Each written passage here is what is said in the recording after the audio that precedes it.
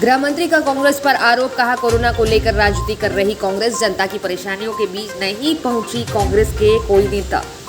आपने पूरे उसमें सुना कि राहुल गांधी जी कह रहे हो कि आज मैं फलानी सेवा काम के लिए जा रहा हूं। इस महामारी में जब वास्तव में आम आदमी तड़प गया था, जो कोरोना जिसको नहीं हुआ था वो भी भय से भयाक्रांत था इस बीमारी से।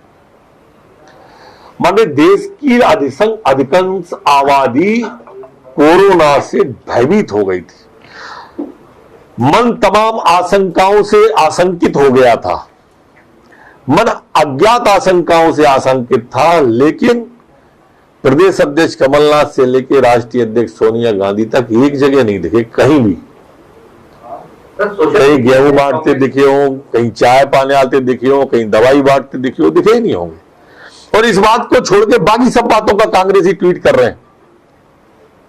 इस बात का जवाब क्यों नहीं दे रहे कि आप क्यों नहीं गए? अच्छा, अब तो खत्म हो गया लगभग कोरोना ना, अभी आ जाओ। हनी ट्रैप मामले में गृह मंत्री ने कमलनाथ को घेरा, कहा कमलनाथ को पेनड्राइव मामले में गलत बयानी के लिए स्वीकारनी चाहिए अपनी भूल। वो सामने आएंगे नहीं। देखो क्या है कि वो ऐसा बोल के पता नहीं अपने दल में किसको ब्लैकमेल करना चाहते होंगे या किसको डराना चाहते हो। होना तो ये चाहिए था कि उन जैसे नेता को, जो छिंदवाड़ा से विधायक भी है और राज्य के कैबिनेट का दर्जा भी है नेता प्रतिपक्ष के नाते, उनको जांच में सहयोग करना था। उनने कहा था है तो दे देते, नहीं है तो आज बता देते कि मैं बोल गया था। कभी कभी मैं बोल जाता हूं इस तरह से उम्र के कारण से, फिर बाद में मुझे सुधार भी करता हूं। अब ये सुधार कर रहा हूं कि मेरे पास नहीं है, ऐसा बोल दें आप। नर्मदा एक्सप्रेस ट्रेन में युवती की हत्या, गृह मंत्री का बयान, संदेह में एक आरोपी को पुलिस ने हिरासत में लिया, जल्द ही घटना का सच आ जाएगा सबके सामने। जो मुस्कान हाड़ा करके बिटिया है, बिलासपुर एक्सप्रेस में घटना हुई है। कपिल यादव से इसकी शादी हुई थी। बाथरूम करने जब बिटिया गई थी तो घटना ये घटित हुई है। पुलिस को संदेह है कि सागर सोनी जो इंदौर का निवासी है उसने इस घटना को अंजाम दिया। उस सागर सोनी को हिरासत में ले लिया गया है, पकड़ लिया गया है।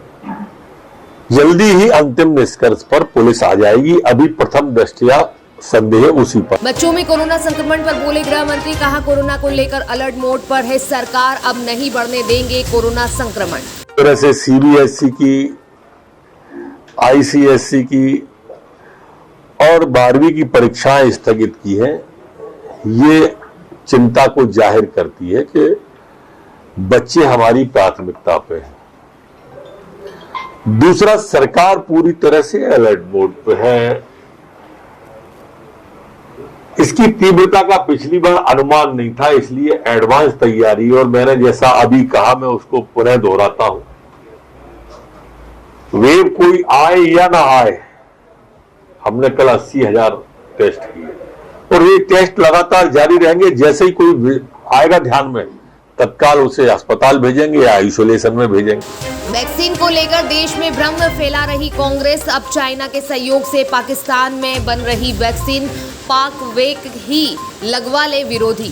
जो लोग भ्रम फैला रहे हैं, मेरी उनसे प्रार्थना है कि चीन के सहयोग से अब पाकिस्तान ने एक वैक्सीन बनाई है पाक बैक नाम से। तो जिनने कहा था सुअर की चर्बी है, जिनने कहा था नपुंसक हो जाएंगे, जिनने कहा था कि भाजपा की वैक्सीन है, अब जाके वो कम से कम पाक बैक ही लगवा ले।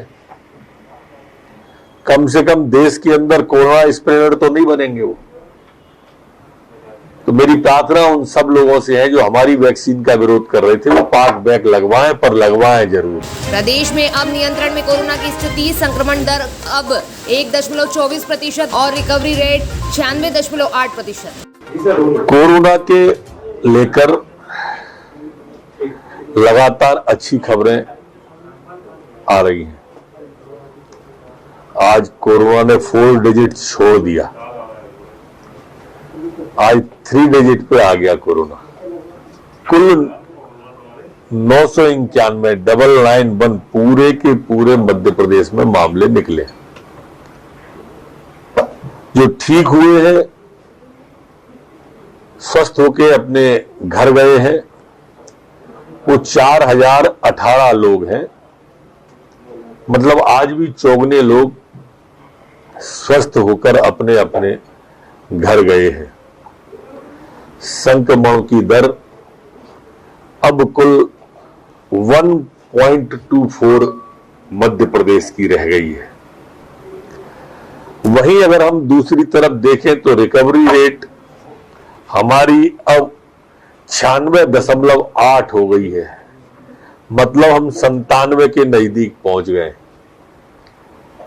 अलीराजपुर जिला एक ऐसा जिला है यहाँ आज भी कोई केस नहीं आया, 0 पे आ गए। यहां मैं ये कहना भी मुनासिब समझता हूं, कल अनलॉक के बावजूद भी हमने टेस्ट 79,000 कुछ कराए हैं। मतलब लगभग 80,000 हमने टेस्ट कल भी कराए हैं। और ये टेस्ट की प्रक्रिया हमारी निरंतर जारी रहेगी।